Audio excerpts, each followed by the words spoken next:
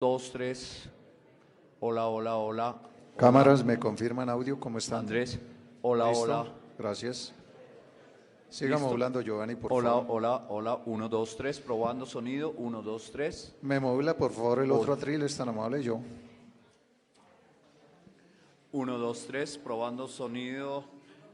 Hola, hola, hola. Uno, dos, tres. Presidente Petro, presidente de España. Hola, hola. Uno, dos, tres. Uno, dos, tres. Uno, dos, tres. Probando sonido. Hola, hola. ¿Listo, Víctor?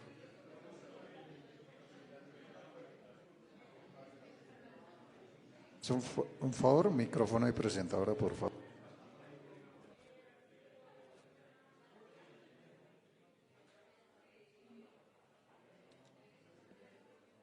Giovanni, me colabora micrófono de presentadora, es tan amable.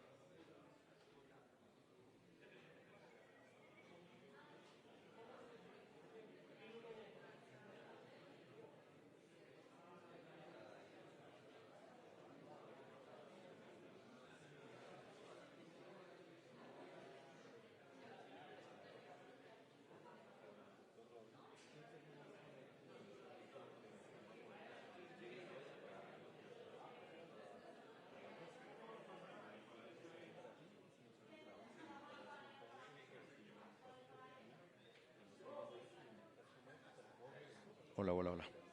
Listo.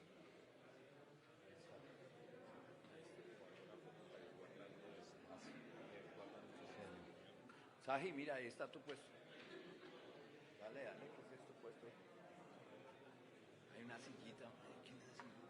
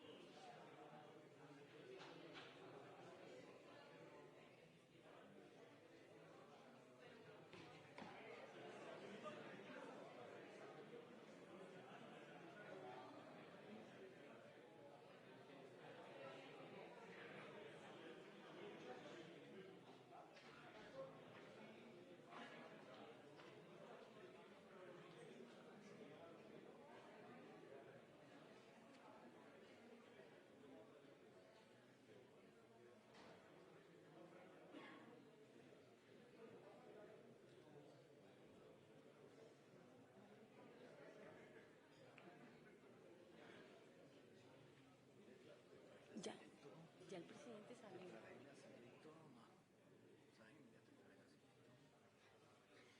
Mauro, pendiente que ya parece que hay movimiento. Entonces ya te Hay movimiento.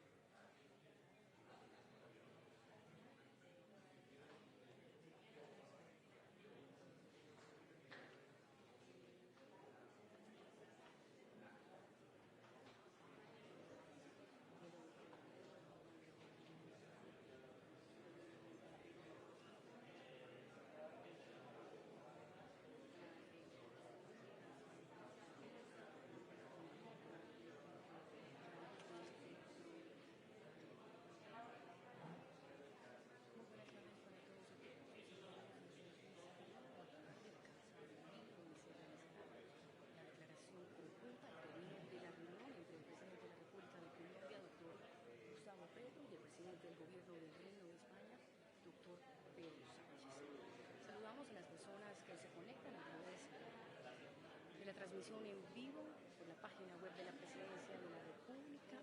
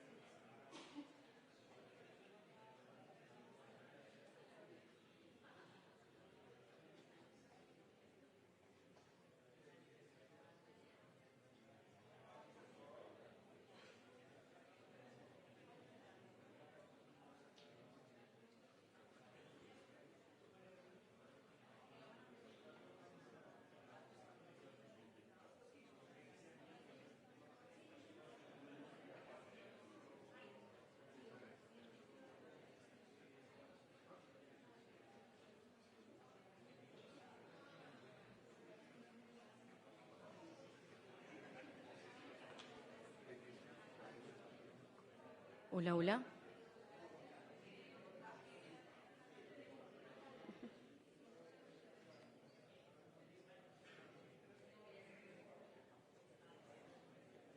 En ese momento hace su ingreso el señor presidente de la República de Colombia, doctor Gustavo Petro, acompañado del señor presidente de la República del Gobierno de España.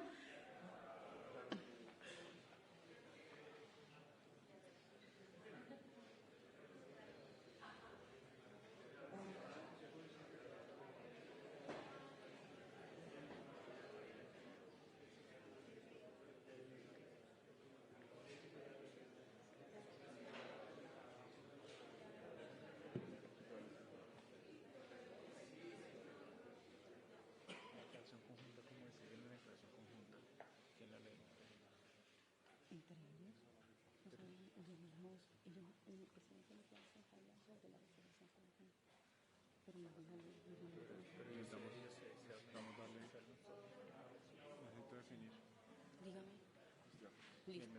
Listo. Sí, yo le doy el paso al señor presidente. Pero tiene una declaración conjunta, ¿se lee o no se lee? Okay.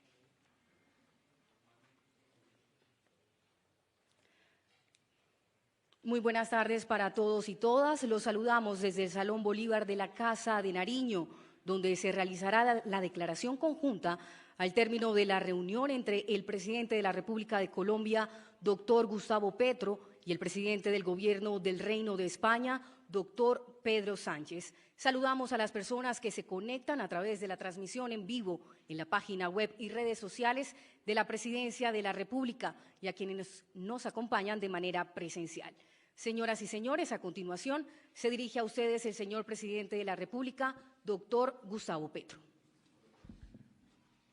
Bueno, excelentísimo presidente del Gobierno del Reino de España, Pedro Sánchez, a toda la delegación del Gobierno del Reino de España, a los ministros y funcionarios del Gobierno de Colombia y del Reino de España y a los medios de comunicación aquí presentes, nacionales e internacionales.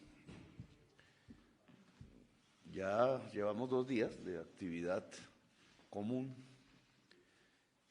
Se ha realizado el foro empresarial, económico, y en el día de hoy hemos tenido reuniones individuales y directas con el presidente del Reino de España y colectivas entre la delegación que nos ha visitado, con ministros y funcionarios del Reino y ministros y funcionarios de nuestro gobierno, que han versado fundamentalmente alrededor de varios temas que ya se consignan en la declaración conjunta que aquí pues presentamos en público, que tienen que ver en primerísimo lugar con el tema de la paz de Colombia. Obviamente la paz de Colombia necesita de la ayuda, del esfuerzo, de la garantía del mundo.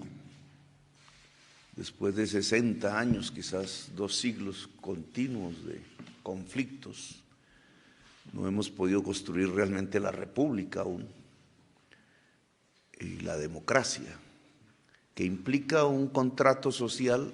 Un contrato social es, por definición, un contrato de convivencia, pero lo que no hemos tenido es convivencia. Aquí estamos dando unos pasos esperanzados, es la esperanza de toda una sociedad que no quiere más sangre ni más muertos, por lograr salir definitivamente de los conflictos armados regionales y nacionales que hay en Colombia y construir un mejor vivir para toda la sociedad. Así que este tema cuenta con el apoyo hoy del Reino de España, que queremos se profundice, se estreche. Ya veremos en el camino los problemas, las soluciones que un proceso de estos tan complejo tiene. Hemos hablado también de la crisis climática, que es uno de los temas que Colombia quiere poner como tema de discusión en el escenario mundial, dado que es el principal problema que hoy afronta la humanidad. Y que en la medida que pasan los días va siendo el gran catalizador de la política global. Casi que ya no se puede explicar ninguno de los hechos que acontecen en el mundo sin relacionarlo con los efectos de la crisis climática. Colombia va hacia unos meses según el IDEAM, de una oleada invernal no vista en los últimos tiempos. Europa está viviendo una sequía. Se queman sus tierras, sus bosques. El Sahara se extiende hacia Europa. Ese es uno de los efectos de la crisis. Y por tanto, este tema que puede llevar a la extinción de la humanidad debe ser discutido no solo entre las dos partes aquí presentes, sino por todo el mundo, como lo viene siendo, pero con acciones concretas. Ya no se trata de discursos, se trata de realidades que hay que concretar en temas como la integración energética, en este caso de América, con fuentes limpias, en temas fundamentales para la sostenibilidad de la humanidad, como salvar la selva amazónica, de la que en parte somos nosotros responsables, pero que tiene que ser un esfuerzo, en mi opinión, de toda la humanidad, porque la existencia de la humanidad depende de la selva. Hemos hablado de otros temas, la equidad de género. Ambos gobiernos tenemos en el nivel máximo de conducción los gabinetes paridad, en el esfuerzo de que la mujer tenga más poder en las sociedades y llegue a la plena igualdad respecto al hombre, y otros temas que en estas horas se han tocado de tipo comercial, de tipo político, de tipo de articulación de los estados. Vamos hacia una gran conferencia de América Latina a través de la CELAC, de América toda, incluso caribeña, y la Unión Europea, el encuentro de dos mundos que tienen relaciones dramáticas a veces, pero que tienen que ser amistosas ahora, Europa y América del Sur, de América del Centro, el Caribe, plurihablante. Así que nos vamos a comprometer en ese esfuerzo de encontrar a los pueblos de este lado de América con los pueblos diversos de Europa, buscando construir puentes comunes. Así que bienvenido, presidente del Reino, y le cedo la palabra. Bueno, muchas gracias, presidente. Gracias a los medios de comunicación por atender esta comparecencia y, desde luego, también agradecer a tanto los componentes del Gobierno de Colombia como también del Gobierno de España el trabajo previo para que esta reunión tenga el éxito que todos esperamos, ¿no? Quiero agradecer al presidente Petro su cálida acogida, tan solo 2 semanas después de su toma de posesión. En fin, creo que nuestros países mantienen unos lazos que queremos reforzar, de carácter estratégico. Para España, América Latina y el Caribe es una región con un interés estratégico fuera de toda duda, y le he transmitido al presidente Petro que va a contar con toda nuestra colaboración en este nuevo ciclo político que se abre en Colombia. Y permítame que exprese también mi satisfacción política y personal por algo que ha dicho el presidente Petro, y es que por primera vez en la historia de la democracia colombiana hay un gobierno paritario. Nosotros también somos un gobierno paritario y creemos también en que la política exterior debe incorporar la perspectiva de la igualdad de género en la misma, porque si hubiera más mujeres haciendo política, sin duda alguna, estamos convencidos, al mundo y a la política le iría mucho mejor. En la reunión, como bien ha dicho el presidente Petro, pues hemos podido constatar la gran sintonía en el programa de gobierno de ambos ejecutivos, como es, por ejemplo, la cuestión de la emergencia climática, la defensa de los derechos humanos y, muy especialmente, la urgencia de avanzar, como he dicho antes, en la agenda de igualdad y el empoderamiento de la mujer. He transmitido al presidente el compromiso de la sociedad española, ya no solamente del Gobierno de España, de la sociedad española con la paz en Colombia. Lo hemos hecho desde el primer minuto, desde el primer segundo, yo lo diría. Y nuestra intención de seguir reconociendo y apoyando todos los valientes esfuerzos que se han hecho en este país para alcanzar esa paz grande, como ustedes la llaman. Como saben, esta tarde voy a tener el honor de visitar el Museo Centro Nacional de Memoria, Paz y Reconciliación de Bogotá. Aquí está la alcaldesa. En fin, en España sabemos muy bien también de la importancia de la memoria para construir una verdadera democracia, porque una memoria inclusiva, centrada en las víctimas, basada en la justicia, en la dignidad y en la reparación, es indispensable para fortalecer los cimientos de la convivencia y de la democracia. También hemos compartido nuestra visión sobre la necesidad de impulsar una recuperación económica que tiene que ser justa. Tras la pandemia, tras la crisis de la COVID-19, mediante la adopción de políticas públicas valientes, solidarias, en favor de las mayorías, hemos hablado, como bien ha dicho antes el presidente Petro, de la emergencia climática, hemos hablado de la igualdad de género, hemos hablado de la paz, pero también hemos hablado de cómo luchar contra la exclusión social y contra la pobreza. Es un desafío que tiene Colombia y que también tiene España, y en ese sentido hemos podido compartir, primero, el objetivo del Gobierno de Colombia de impulsar esa renta básica, y también la experiencia en España de la creación de ese ingreso mínimo vital de 2 años a esta parte, y que está protegiendo ahora mismo a más de 1.200.000 españoles y españolas. Por eso también hemos suscrito una declaración conjunta en la que hemos plasmado esos valores que compartimos, el apoyo, como he dicho antes, inequívoco y rotundo de España a los esfuerzos para construir la paz en Colombia, el valor de nuestras relaciones económicas bilaterales y nuestro compromiso con trabajar juntos por el concepto regional y multilateral. Creo que sería muy importante para la región, para América Latina y el Caribe, y también, sin duda alguna, para la Unión Europea, el que pudiéramos celebrar en el segundo semestre del próximo año una cumbre entre la Unión Europea y América Latina y el Caribe, que no se celebra desde el año 2015. No está justificado. Creo que Europa tiene la obligación, la responsabilidad y la enorme oportunidad de estrechar lazos con la América Latina y el Caribe, y desde luego España va a ser, como lo ha sido siempre, pues esa puerta de entrada para estrechar esos lazos entre ambos continentes. En el ámbito de las relaciones económicas bilaterales entre Colombia y España, creo que se ha podido constatar hoy en el foro empresarial el enorme potencial de crecimiento de sectores como el de las energías renovables, las industrias culturales, el turismo, la tecnología aplicada a la agricultura. Hemos tenido ejemplos muy positivos que han compartido algunas empresas en ese foro. España y las empresas españolas quieren ser un socio relevante en esa diversificación económica a la que aspira el nuevo Gobierno de Colombia. Hemos hablado también de cómo el turismo puede contribuir al desarrollo económico de zonas de Colombia. Y en ese sentido, querido presidente, España y Colombia están unidas por unos valores fundamentales, como son también la democracia y el derecho internacional y el respeto, en consecuencia, a ese orden internacional basado en reglas.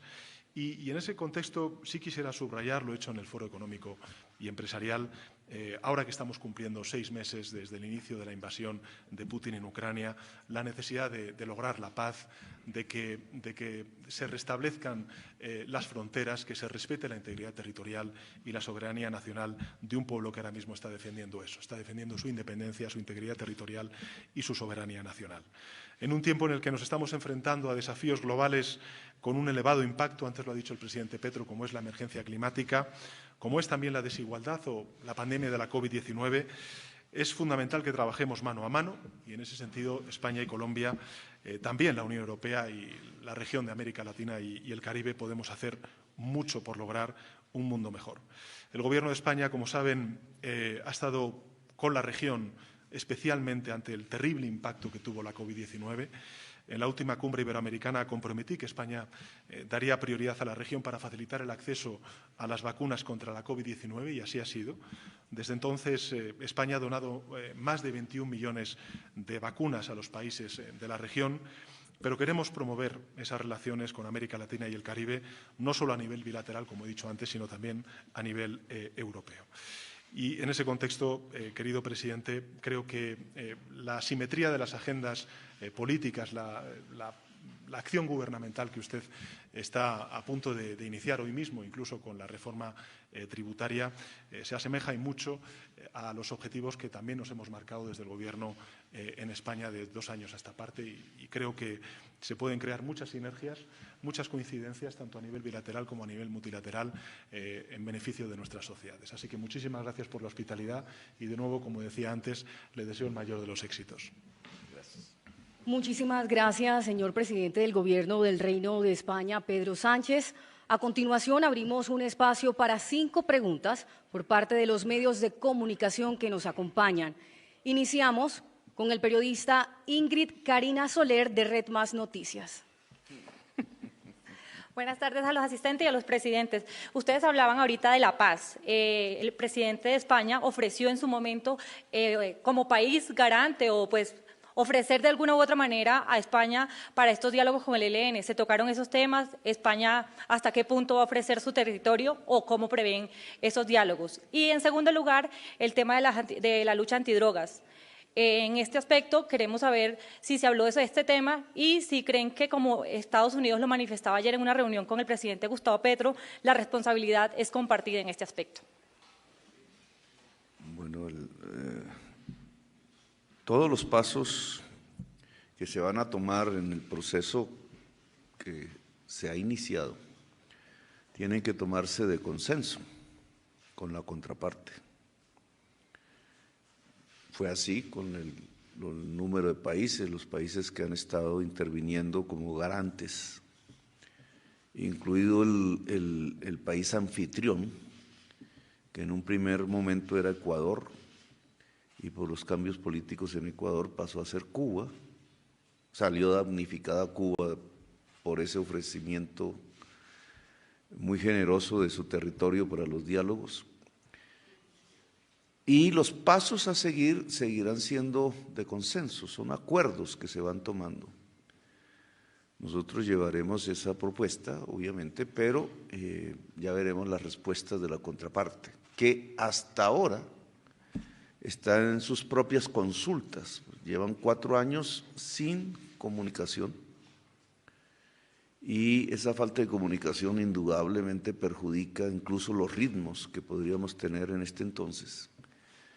Pero lo que hemos hecho es precisamente permitir la comunicación para que bases, estructuras, bandos medios, etcétera, la nueva realidad que existe en los campos de Colombia, en este tipo de conflictos, pueda, incluso la elección de negociadores, que puede variar, puedan tomar cuerpo, puedan tomar efecto, y entremos a un proceso de común acuerdo de la negociación para que ojalá este primer paso sea el primer paso de una paz integral, no solamente con el ELN.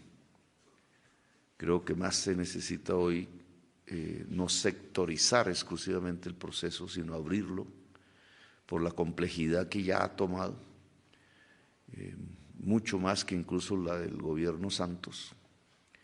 Y si el Reino de España es garante, pues si así lo deciden las partes, a mí me encantaría, siempre y cuando mantengamos una estabilidad que hay que garantizar, porque cada uno de nuestros países también tiene procesos políticos internos.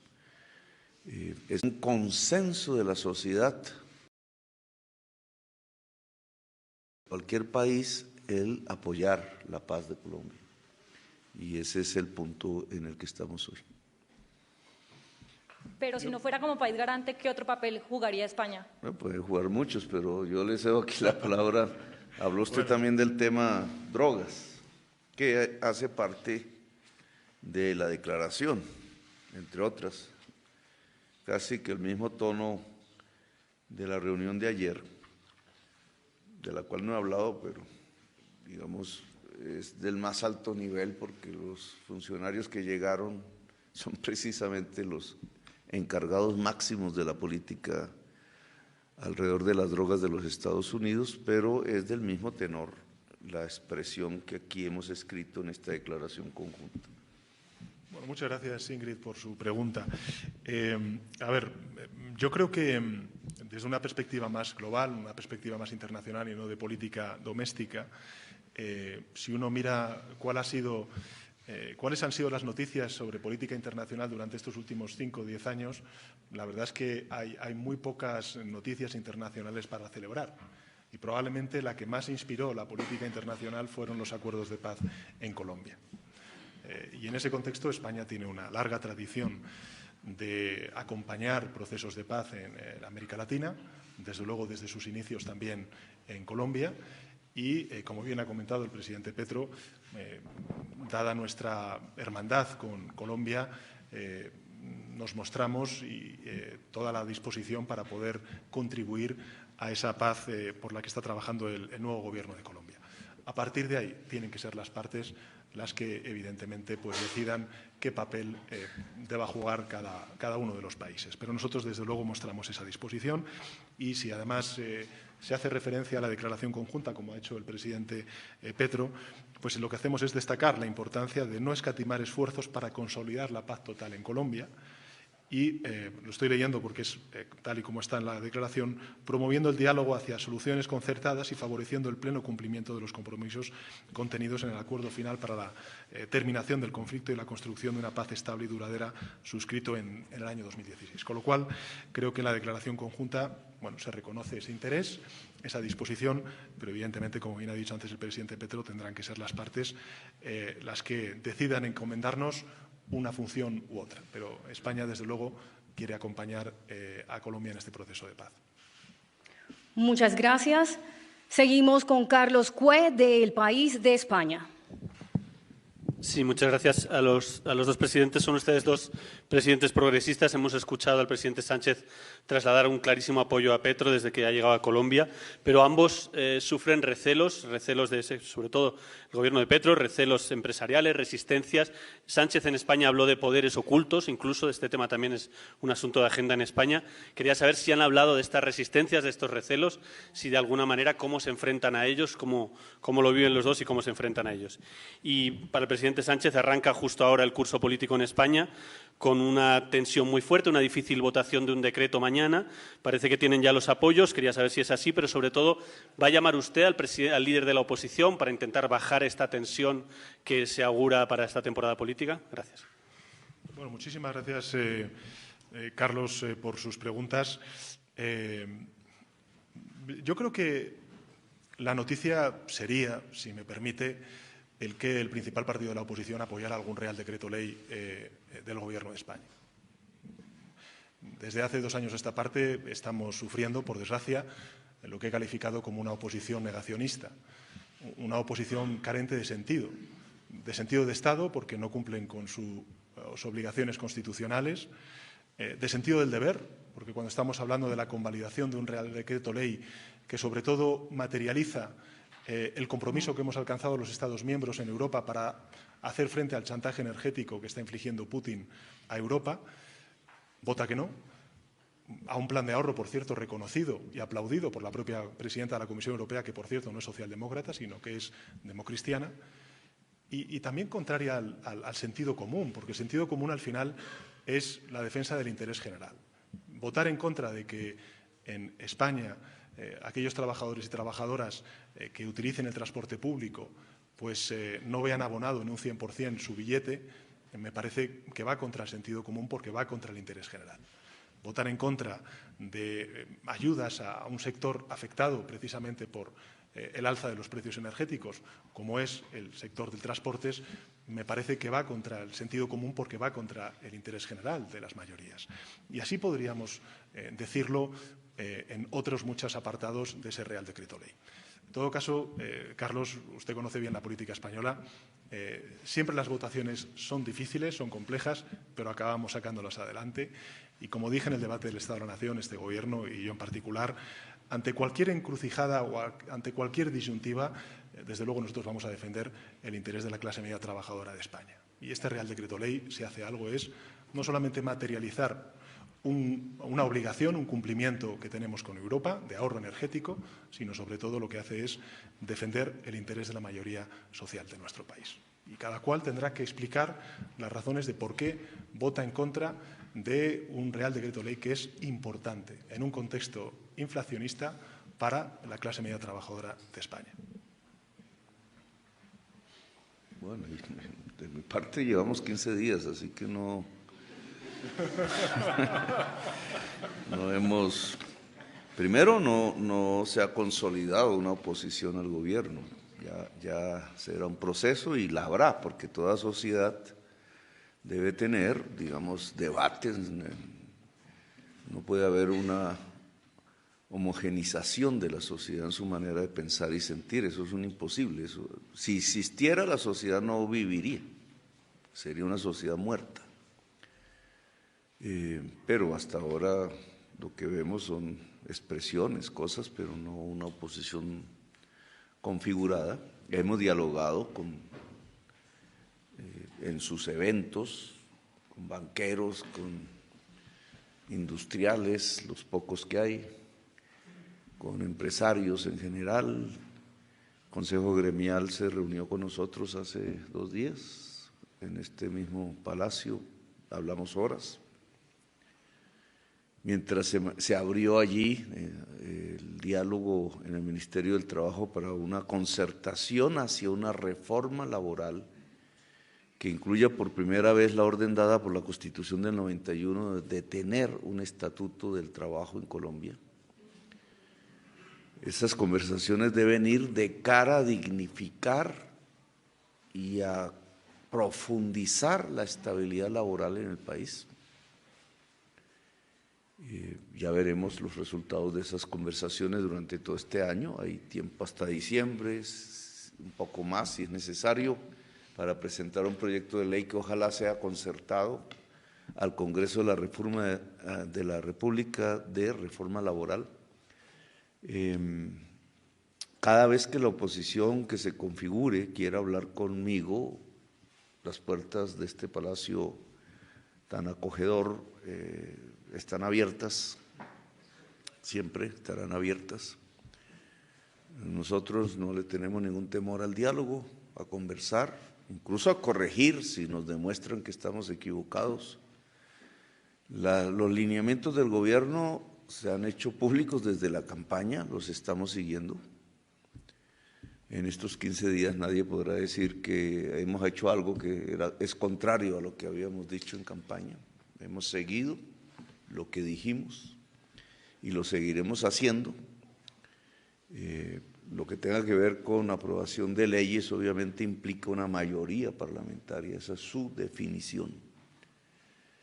Nosotros tenemos una gran fuerza en el Congreso, pero no alcanzamos a ser mayoría en las elecciones parlamentarias. Luego se ha construido un bloque allí de fuerzas que obviamente no piensan igual que nosotros, son diferentes, pero en medio de esa diferencia vamos encontrando puntos comunes que nos permiten aprobar reformas. Vamos al primer escenario, la reforma tributaria. La reforma tributaria tiene un objetivo, además de financiar al Estado, como toda reforma tributaria, que es justicia social. Hacer más justa, hacer más justo el régimen tributario en Colombia. Y eso, que yo tengo más o menos 15 reformas tributarias a cuesta, porque me ha tocado lidiarlas en el Congreso, digamos, es por primera vez que se pone como un objetivo.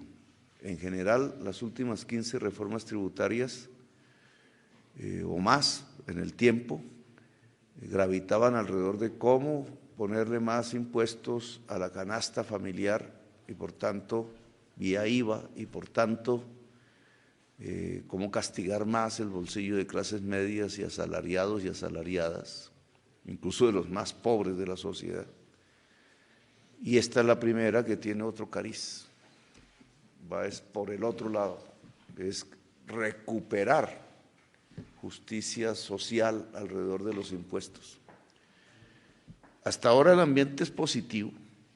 En el Consejo Gremial alcancé a notar, pues fuera de sus preocupaciones lógicas, que un interés por mirar si podrían ver el tema de cómo se gastarían esos impuestos en lo que nosotros decimos, que es básicamente ampliar la educación pública en Colombia, abrir las puertas de la universidad a la juventud, que hoy no tiene acceso a ella por su debilidad económica, y superar la desnutrición en la primera infancia, poder crear riqueza a través de la producción y el trabajo en los campos de Colombia y en la industria.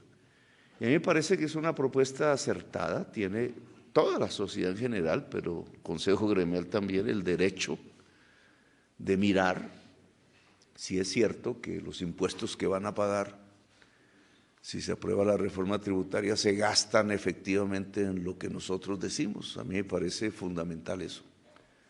No estamos pensando en hacer aquí fiestas y parrandas, en diluir el dinero del público en guerras, en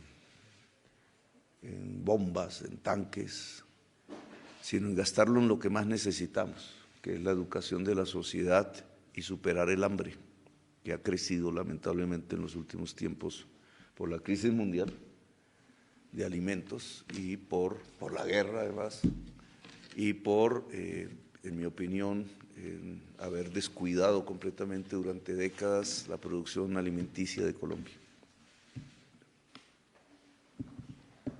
Muchas gracias. Ahora la pregunta por parte del periodista Luis Jaime Acosta de la agencia Reuters. Muy buenas tardes. Inicialmente para el presidente Sánchez del gobierno español, una vez España esté al frente de la Unión Europea, ¿qué puede esperar en concreto América Latina de la Unión Europea en temas tan sensibles como la migración, el intercambio comercial, la crisis climática, las luchas contra las drogas y el crimen transnacional? Y para el presidente Gustavo Petro, además de los avances, los pasos iniciales que se ha dado en su propósito de alcanzar una paz total en Colombia con el ELN, ¿cómo van esos contactos con las llamadas disidencias de las FARC? ¿Qué pasos concretos o qué contactos se han logrado hasta este momento en las primeras 2 semanas de su gobierno? Gracias. Yo creo que Europa tiene una gran oportunidad con América Latina y el Caribe. Desgraciadamente la guerra de Ucrania o la guerra de Rusia en Ucrania plantea a la Unión Europea diversos retos, diferentes desafíos. Uno de ellos es el de consensuar una política exterior y de seguridad común, que no hemos tenido hasta ahora de una manera tan estratégica como Rusia nos está planteando la Unión Europea. Y en ese contexto, distintos países, entre ellos España, siempre ha abogado por que Europa mire más a América Latina y el Caribe.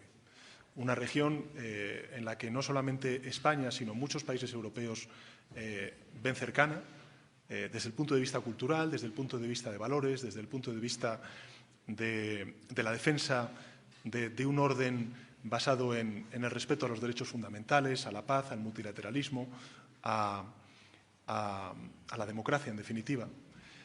Y con esa perspectiva y con ese ánimo, lo que va a hacer el Gobierno de España, ya está trabajando con ello, con el Consejo Europeo, con el presidente Michel, con la presidenta de la Comisión Europea, es plantear por primera vez desde el año 2015 una cumbre entre la Unión Europea y América Latina y el Caribe. Ese es nuestro ánimo, ese es nuestro propósito, se lo he planteado al presidente Petro y la verdad es que agradezco y mucho la actitud positiva y la respuesta positiva del presidente Petro. Creo que es muy bueno para Europa, también para América Latina y el Caribe, que reforcemos esos lazos, que no son lazos, como usted bien señalaba, solamente comerciales, porque es verdad que ya existen acuerdos comerciales, algunos aún inacabados, como es, por ejemplo, el de la Unión Europea con el Mercosur, pero que se unen a algunas de las cuestiones que ha comentado usted en su pregunta y también el presidente Petro. La emergencia climática, donde América Latina y el Caribe, y en particular gobiernos como el de Petro, que sitúan la emergencia climática como una de las principales prioridades políticas, es algo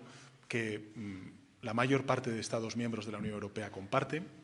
También la lucha contra la desigualdad y, desde luego, una agenda de paz con un orden internacional basado en reglas. Desde luego, Europa y América Latina y el Caribe, si algo, digamos, también compartimos cuando hablamos de política internacional, es el del reforzar un orden multilateral que ahora mismo ha saltado por los aires, desgraciadamente, porque un Estado miembro que pertenece al Consejo de Seguridad y es miembro permanente de ese Consejo de Seguridad, como es Rusia, pues está violentando con esta invasión que ha perpetrado en Ucrania, saltándose uno de los principales artículos del orden internacional basado en reglas, y es el respeto a la integridad territorial, la soberanía nacional de un pueblo como es, en este caso, Ucrania.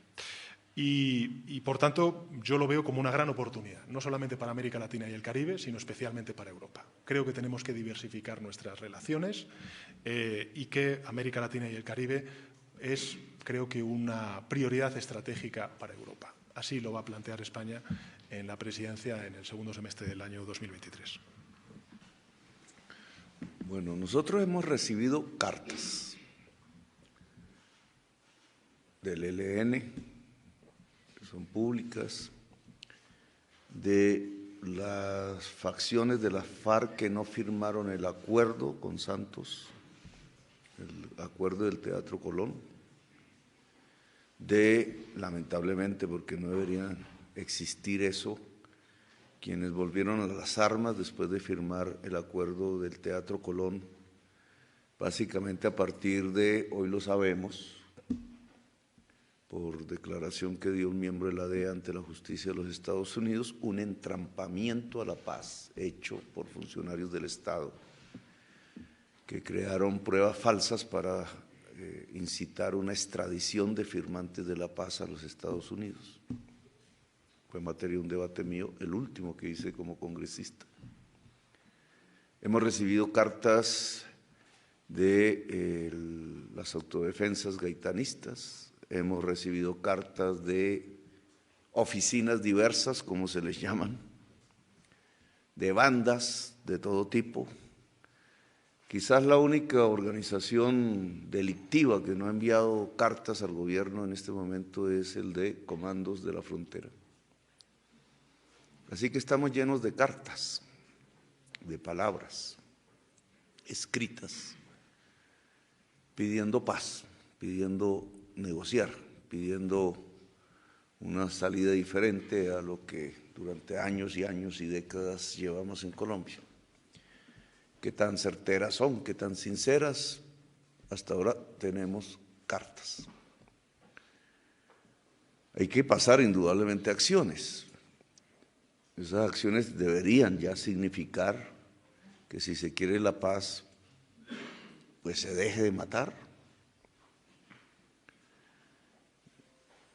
que se deje de tener conflictos entre ellos mismos, porque eso existe a lo largo y ancho del país, que se ponga la voluntad desarmada para negociar con los diferentes funcionarios del Estado colombiano, tanto del Poder Ejecutivo como del Poder Judicial, porque hoy toca así, y podamos andar hacia las posibilidades de la paz total.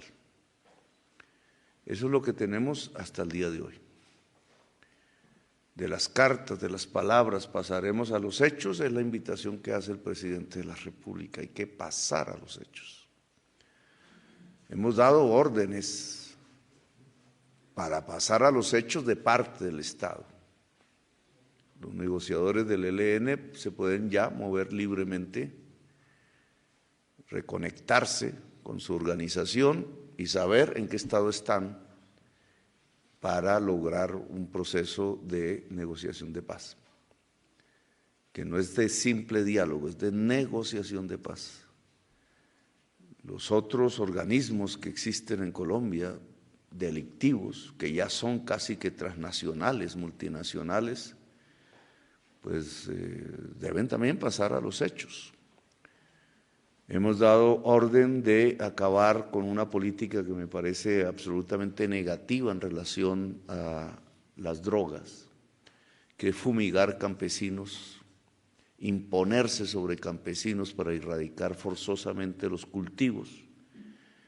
Y la indicación que he dado es empezar a revivir el PENIS, que fue un proceso de diálogo que ahora hay que fortalecer entre el Estado y el campesinado productor de hoja de coca de Colombia, que es el más marginado geográficamente del país, para construir alternativas de sustitución de cultivos que incluyen sustitución de tierras, que incluyen procesos de agroindustrialización de los nuevos cultivos, sin lo cual no es posible alcanzar las rentabilidades que deja la pasta de coca, que es lo que sale de la casa campesina. Son actitudes que, en mi opinión, deben permitir aclimatar la voluntad de paz en los campos de Colombia, en las regiones más conflictivas del país. Los PMU, los puestos unificados de mando, que ahora cambian también su nombre, se han activado en Colombia. Llevo 3 consejos de seguridad visitando el territorio, porque es la única manera de saber la realidad. Estos palacios cómodos tienen también la tendencia, ya lo dije antes, de deformar la realidad, como las drogas, exactamente. Las sillas doradas tienen ese efecto, pero hay que ir al territorio. Y en el territorio hemos encontrado, digamos, circunstancias, no voy a hablar de lo de Providencia, pero son circunstancias que no se ven desde aquí y que son imprescindibles si queremos hacer la paz de Colombia. Y en esa medida creo que en 15 días hemos avanzado, hemos puesto los temas sobre la mesa con el gobierno de los Estados Unidos ayer, que no era para llegar a conclusiones, era para encontrarnos, cruzar ideas. Dijimos que entre 4 puntos que les propusimos para cambiar la política de drogas, el primer punto tiene que ver con la extradición, y para decirlo brevemente, lo que les propusimos es: narcotraficante que no negocie con el Estado se va extraditado. Narcotraficante que negocie con el Estado y reincida se va extraditado sin ningún tipo de negociación en los Estados Unidos. Narcotraficante que negocie con el Estado colombiano beneficios jurídicos y deje de ser definitivamente narcotraficante, no se extradita. Y por ahí comenzamos. Ahora seguirán los diálogos con el gobierno en Washington, con el gobierno de los Estados Unidos. Pusimos otros 3 puntos, ya en su momento pues hablaremos largamente de eso, porque no es la conversación aquí con el Reino de España y su presidente, entonces dejo ahí la respuesta. Muchas gracias. Seguimos con la pregunta del periodista Iñaki Aguado de Telecinco de España. Sí, ¿qué tal? Buenas tardes. Como ha recordado el presidente Sánchez, se cumplen ya 6 meses de la invasión rusa en Ucrania. El mundo se enfrenta a una grave crisis energética y alimentaria. Y me gustaría preguntarles a los dos qué respuesta puede salir de la asociación estratégica entre ambas regiones, entre Latinoamérica y la Unión Europea. Y en concreto al presidente Petro me gustaría preguntarle cómo puede contribuir Colombia a una receta a esa grave crisis alimentaria. Y en concreto al presidente Sánchez me gustaría saber si está en contacto con el presidente francés, con el presidente Macron, para convencerle de la vía pirenaica para el suministro de energía al resto de Europa. Me gustaría saber si todavía esto es posible, si usted esto lo ve posible y si en las próximas semanas va a pedir ayuda al canciller alemán para reactivar esta solución. O, de lo contrario, hay que mirar ya a otras soluciones, a otras alternativas, como una interconexión gasística entre Barcelona e Italia. Muchas gracias. Sí. Ya se pasó. La última cosa, presidente, porque creo que no le ha respondido a mi compañero Carlos sobre si respecto al decreto, a la votación del decreto de mañana, le va a llamar al señor Feijóo. Gracias.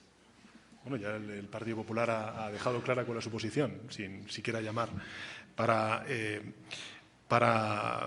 fijar la posición, ¿no?, después de ese diálogo. En relación con sus preguntas, Iñaki, bueno, yo creo que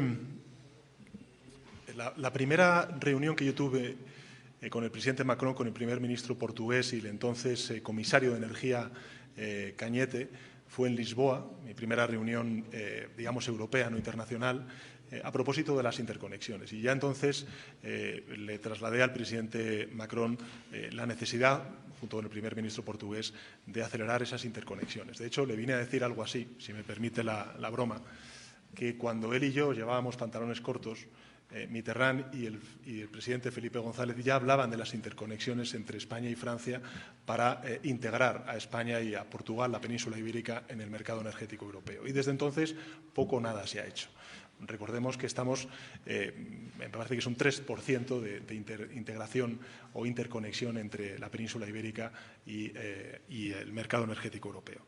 Eso es lo que nos ha llevado a ser una isla energética, eso es lo que nos ha posibilitado también el lograr ese acuerdo importante para defender a las familias españolas ante el alza de los precios del gas que generan electricidad con el tope al precio del gas, en la excepción ibérica, pero en todo caso, como bien sabe usted, la Comisión hace escasos meses presentó su programa, su proyecto Repower de la Unión Europea, donde se fijan cuáles son las infraestructuras, las inversiones energéticas prioritarias para Europa y entre ellas, una de ellas pues es evidentemente esa interconexión pirenaica entre España, la península ibérica y Francia.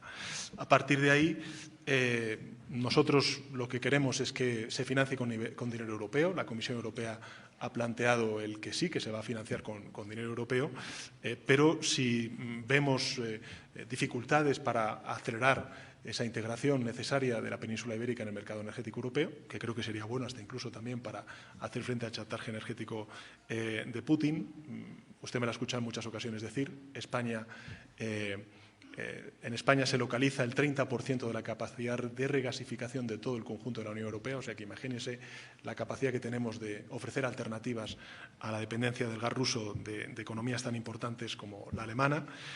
Y yo agradezco, sin duda alguna, pues, el interés del canciller Scholz en esta interconexión, pero si no se puede hacer por las dificultades que haya en política doméstica en Francia, pues evidentemente hay una alternativa que está también inscrita en este proyecto de Repower de la Unión Europea, que es pues, hacer la interconexión entre España e Italia. Y, por tanto, lo que quiero trasladar es, uno, la determinación del Gobierno de España por hacer esta interconexión.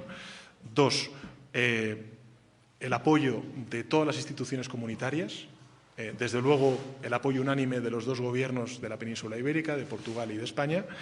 Y tres, bueno, pues si no sale adelante el plan A, pues habrá que buscar el plan B, y el plan B pues es esa interconexión energética entre la península ibérica e Italia y, por tanto, pues ya una integración de la península ibérica en el mercado energético europeo.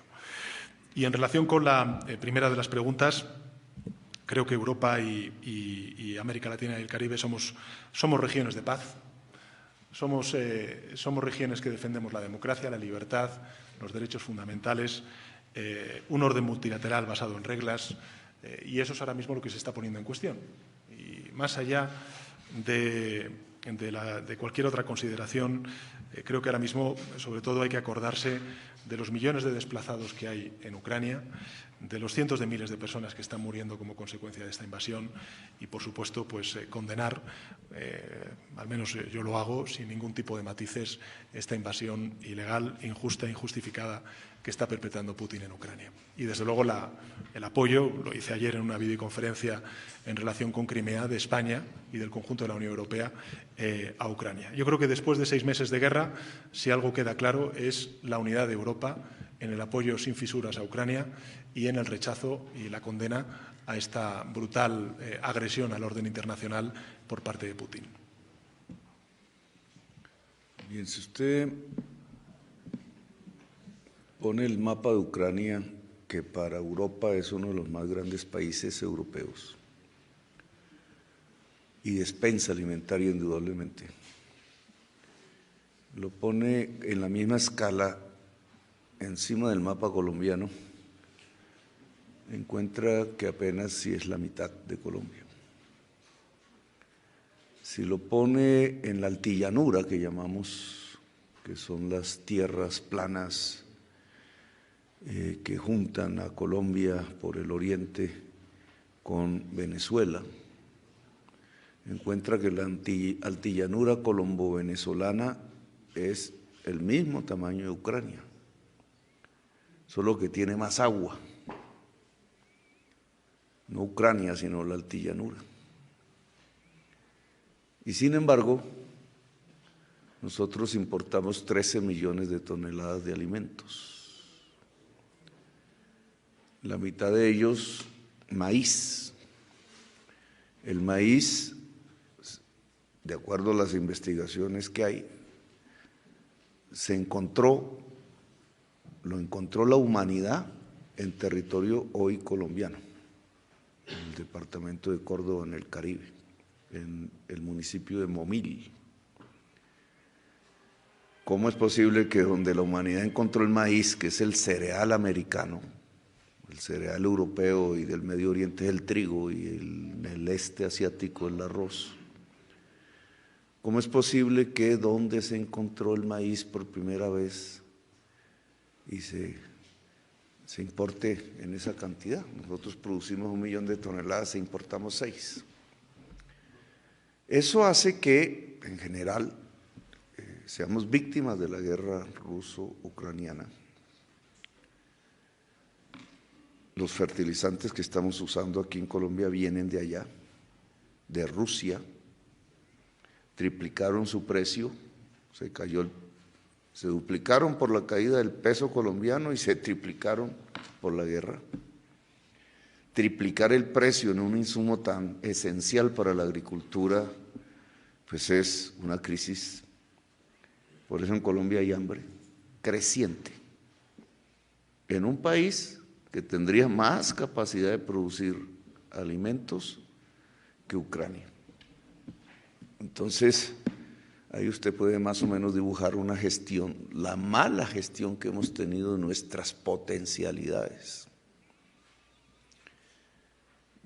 Entonces no tenemos forma de ayudar al mundo en su hambre en el corto plazo. Somos víctimas del hambre. La FAO lo dijo alguna vez hace un año, más de un año. Y parte de la política pública que tenemos que construir en Colombia tiene que ver con eliminar esa enorme debilidad cuando tenemos tanta potencialidad. La soberanía alimentaria se llama eso en primer lugar, pero yo sí creo que podríamos aportarle al mundo alimentos en el mediano plazo. Y ese, digamos, es el efecto inmediato que tenemos. Nosotros lo que queremos es paz y queremos que en el Estatuto de Roma quede una cláusula en la cual fuimos derrotados cuando se discutía, y es que la agresión internacional de cualquier país sobre cualquier país debe ser un crimen internacional.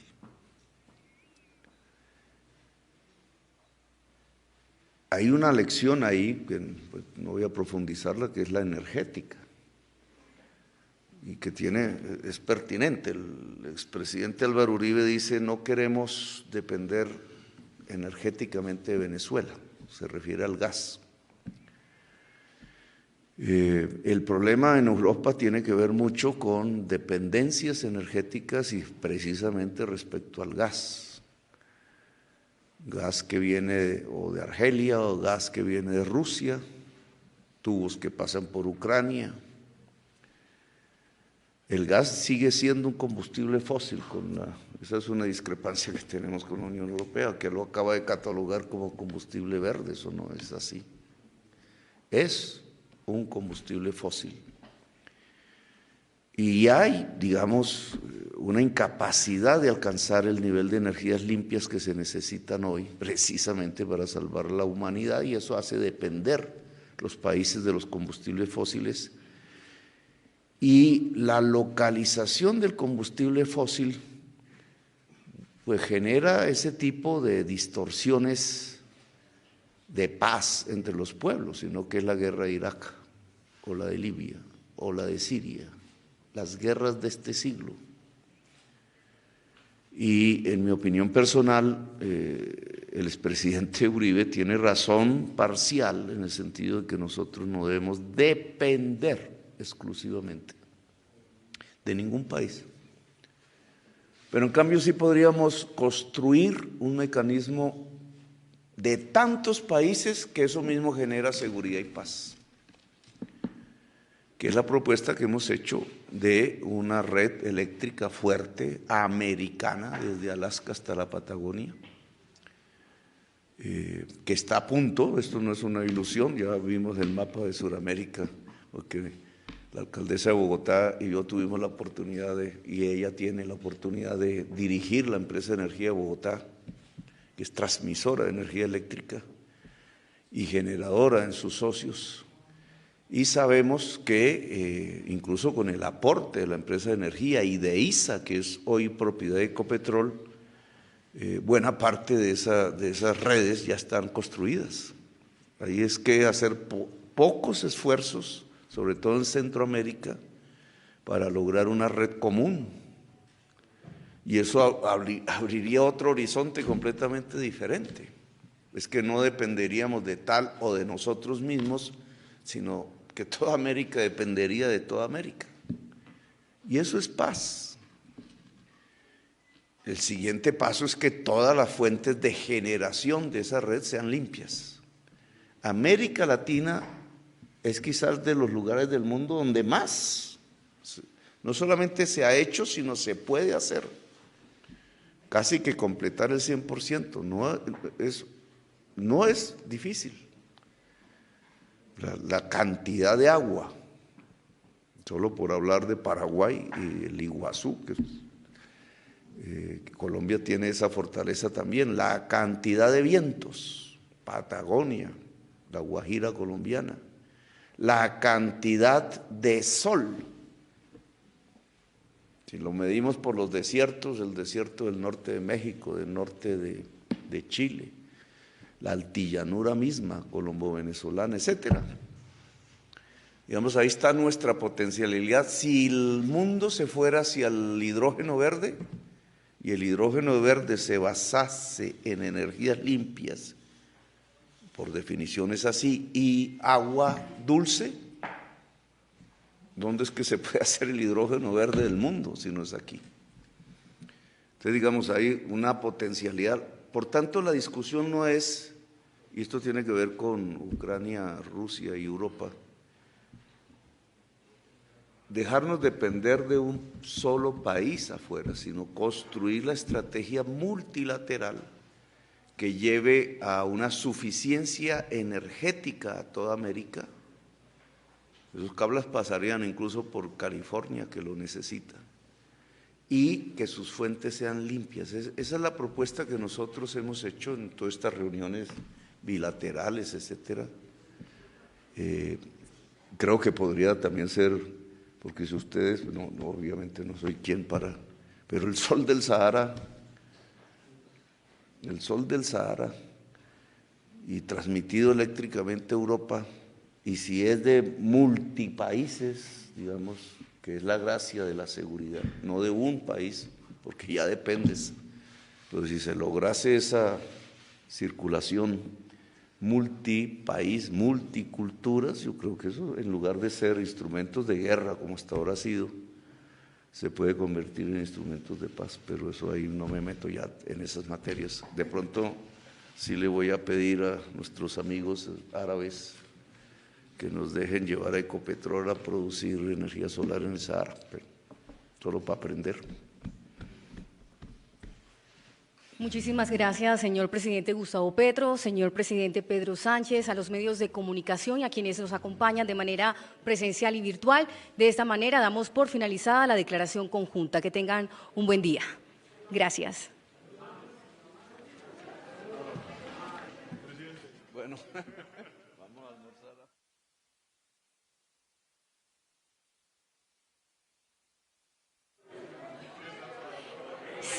Nos piden, por favor, que para la foto oficial, nos ubiquemos para la foto oficial.